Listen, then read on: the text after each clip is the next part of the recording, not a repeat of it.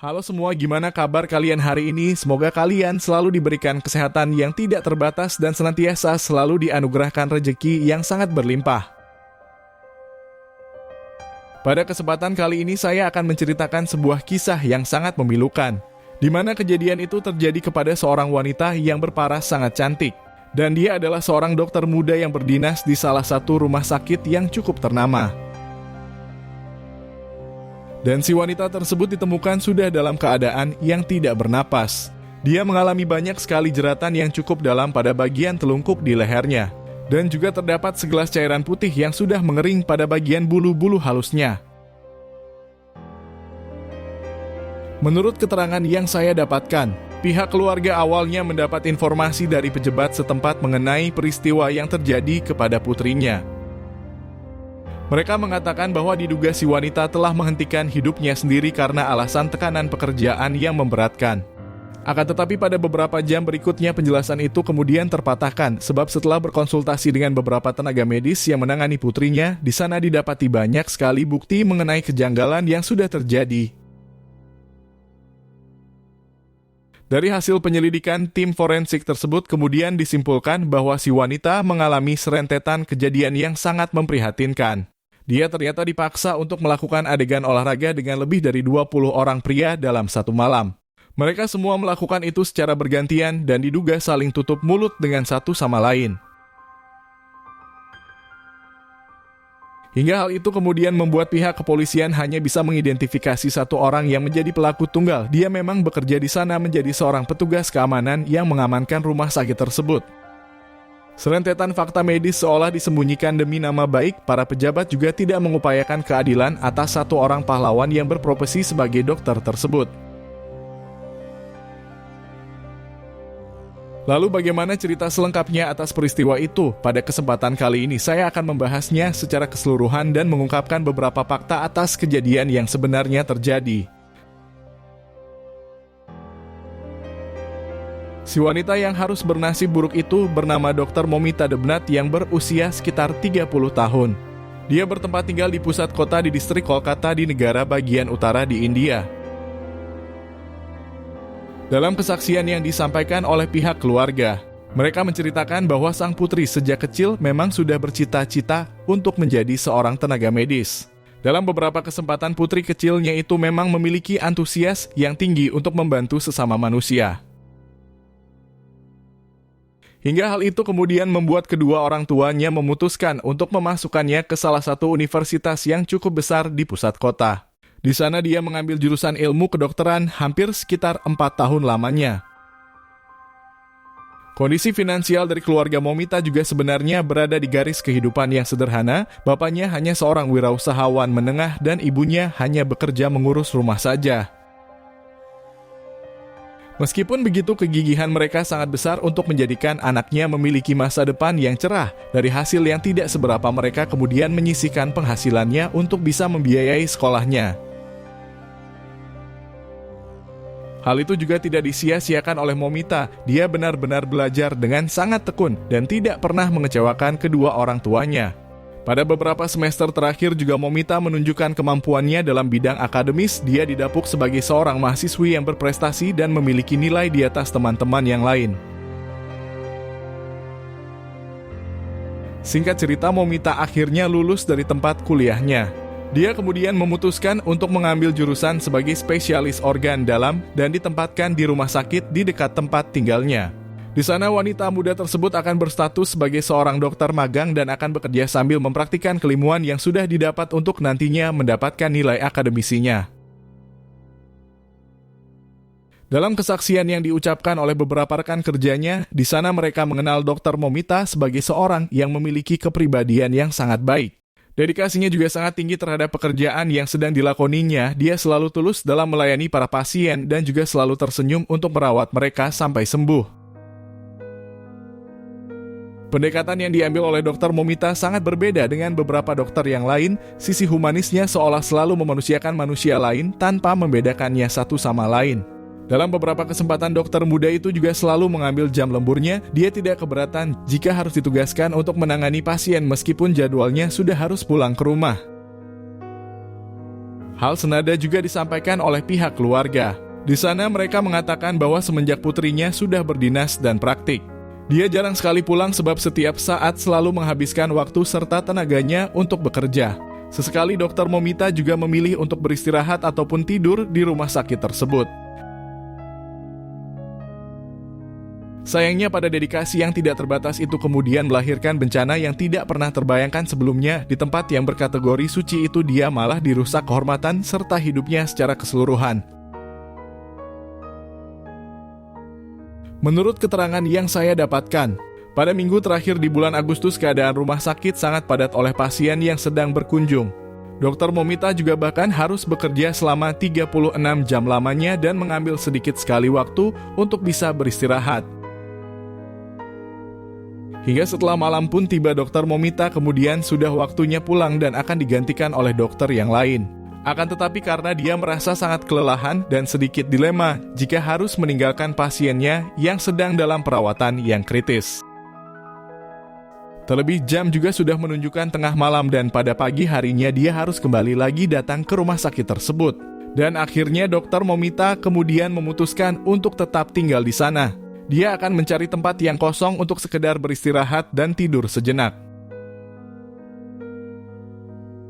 Ketika itu Dr. Momita kemudian menemukan sebuah tempat di ruangan seminar. Di tempat itu cukup luas dan dia selanjutnya mengambil sebuah karpet tulus serta langsung merebahkan tubuhnya di sana.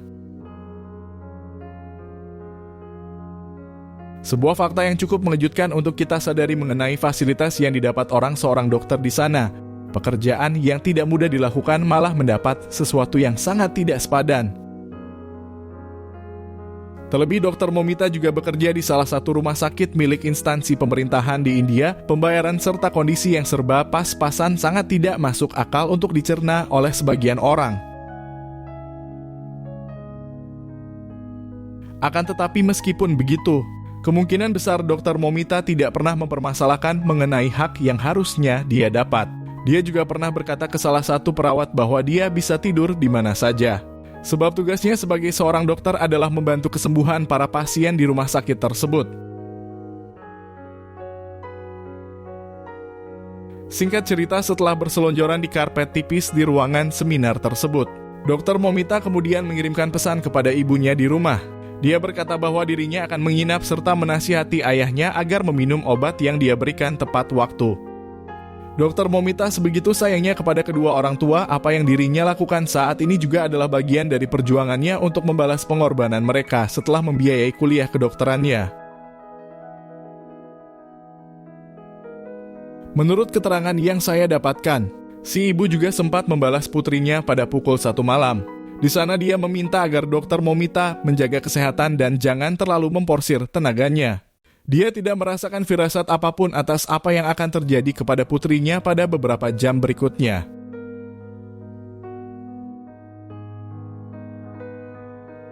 Singkat cerita, setelah Dr. Momita sudah menemukan kenyamanan, dia kemudian langsung tertidur pulas dengan sebuah selimut tipis yang dibawanya dari rumah. Akan tetapi sayangnya dia tidak menyadari bahwa ada seorang pria yang sedang mengintainya dari kejauhan, pria itu yang pada akhirnya menjadi petaka atas kehidupannya di dunia ini.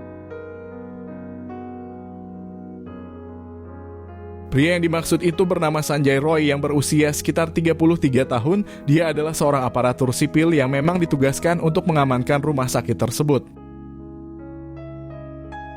Sekedar informasi yang banyak beredar di luar sana diketahui bahwa Sanjay Roy ternyata memiliki kepribadian yang sangat problematis di hidupnya.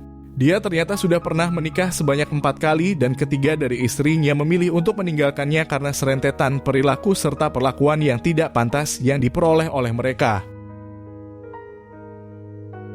Sebenarnya pria itu seharusnya tidak ditempatkan sebagai seorang aparat sebab problematika hidup yang terjadi membuatnya sudah menyalahi aturan dan ketentuan.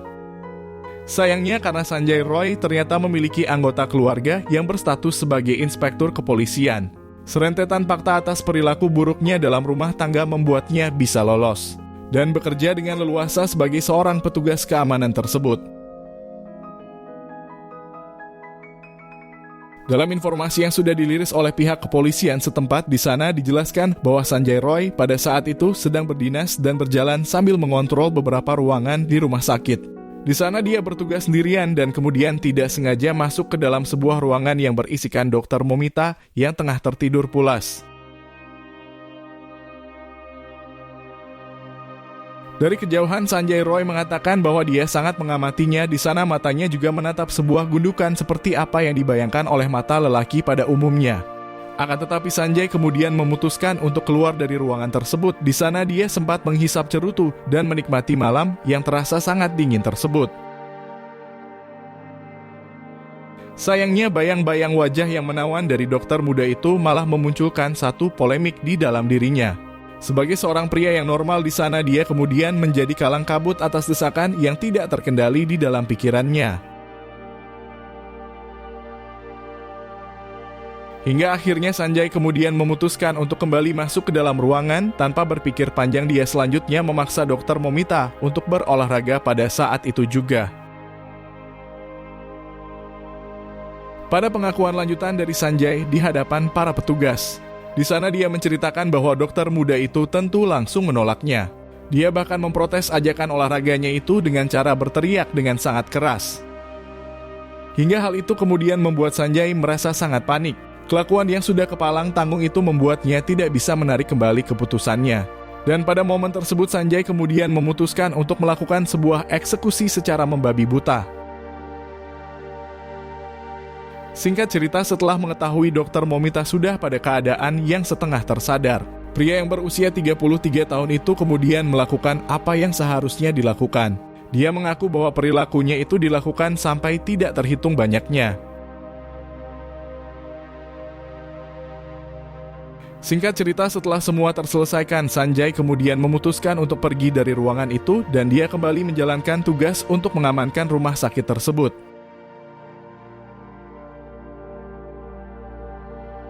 Hingga beberapa jam berikutnya, tepat pada pukul 8 pagi, beberapa petugas kebersihan bersama dengan perawat yang bertugas kemudian membekukan Dr. Momita sudah dalam keadaan yang tidak bernapas. Kondisinya tentu sangat memilukan dan kakinya terbuka lebar tanpa ada sedikit pun kain yang menutupinya. Dan selanjutnya mereka kemudian langsung melaporkan penemuan itu ke kantor kepolisian setempat. Pada momen ini tidak ada yang menyangka bahwa di rumah sakit milik negara kejadian seperti itu bisa terjadi. Keamanan yang sangat terbatas membuat mereka benar-benar dibuat malu. Hingga setelah pihak kepolisian sudah sampai dan melakukan evakuasi, di sana para petingginya kemudian memutuskan untuk merangkai sandiwara agar menutupi peristiwa tersebut dari khalayak publik.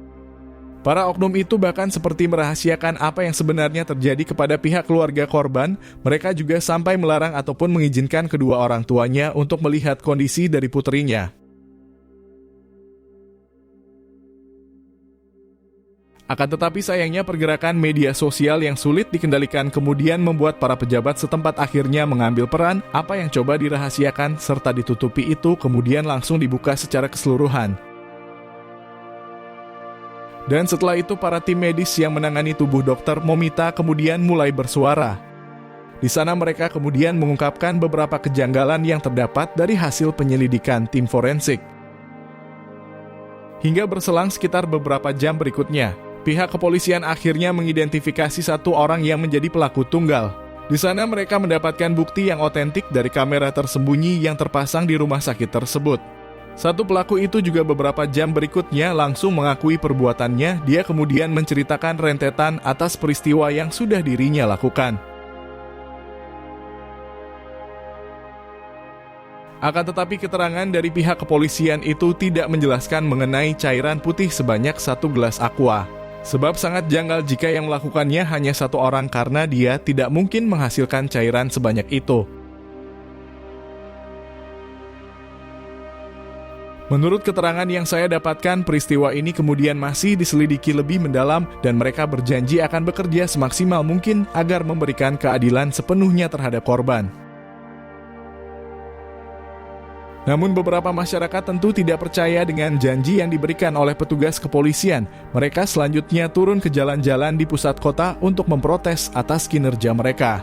Masyarakat menginginkan bahwa pihak kepolisian membuka seluruhnya ke publik. Mereka tidak ingin ada yang ditutup-tutupi dan serentetan kejanggalan tersebut harus diselidiki lebih mendalam. Para dokter di distrik Kolkata juga memberi dukungan serta moralitas. Beberapa dari mereka juga memilih untuk mogok bekerja karena meminta keadilan dan perlindungan yang sebesar-besarnya. Mereka juga takut kejadian yang serupa akan terjadi di hidup mereka. Keterbatasan keamanan membuat negara tersebut memang sangat rawan, dan apalagi peristiwa ini dilakukan oleh aparat yang bertugas. Semoga dari kisah ini kita semua bisa mengambil banyak pelajaran yang terkandung di dalamnya. Saya sangat bersyukur bisa tinggal di negara Wakanda ini. Meskipun kadang-kadang lucu dengan para pejabat yang menjabat.